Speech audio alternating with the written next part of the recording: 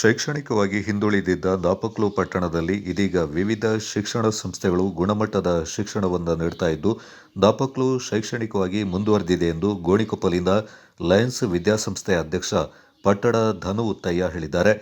Excel school of education ವತಿಯಿಂದ ಭಾನುವಾರ ಏರ್ಪಡಿಸಿದ್ದ ವಾರ್ಷಿಕೋತ್ಸವ ಸಮಾರಂಭದಲ್ಲಿ ಮುಖ್ಯ ಅತಿಥಿಯಾಗಿ ಪಾಲ್ಗೊಂಡು ಅವರು ಮಾತನಾಡಿದರು. ಗ್ರಾಮೀಣ ಪ್ರದೇಶದಲ್ಲಿ ಹಿಂದೆ ವಿದ್ಯಾರ್ಥಿಗಳಿಗೆ ಇಷ್ಟು ಅವಕಾಶ ಇರಲಿಲ್ಲ.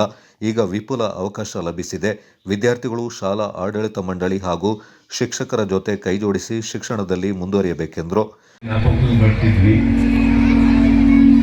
ಹಾಗಾಗಿ ಈ ಕಳೆದ 50 ವರ್ಷದಿಂದ ಈ ನಾಪಕ್ಲಿನ ಪ್ರಗತಿಯನ್ನು ನಾವು ನೋಡ್ತಾ ಇದ್ದೀವಿ. ನನಗೆ ಜ್ಞಾಪಕ ಇರೋ ಥರ 1980ರಲ್ಲಿ ಈ ನಾಪಕ್ಲಿನಲ್ಲಿ SSLCಲಿ 0% ಪಾಸ್ ಆಗಿತ್ತು. ಈಗ ಅಲ್ಲಿಂದ ಈ ಮಟ್ಟಕ್ಕೆ ಬರೋದು ದೊಡ್ಡದೊಂದು ಯಶಸ್ವಿ ಅಂತ ಹೇಳ್ಬೋದು.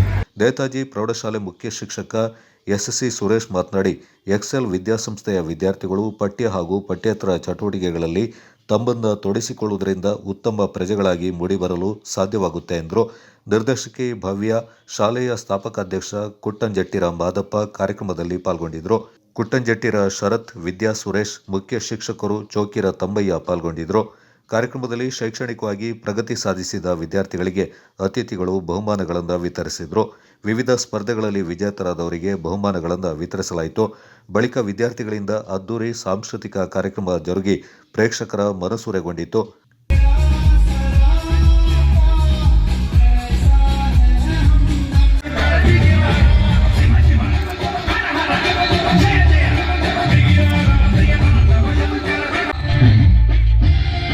Mariamo Sheikh Abdullah.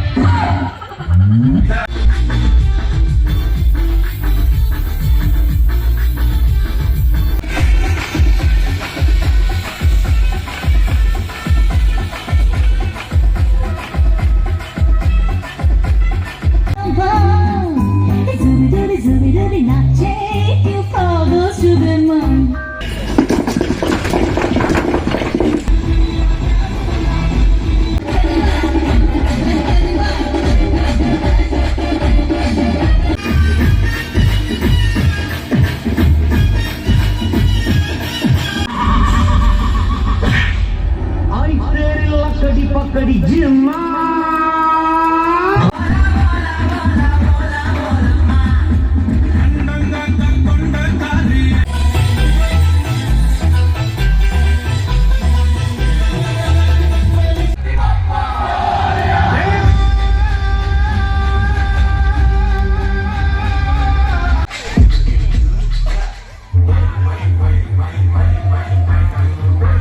Kodagu channel news, Duggala Sadananda, Napoklu.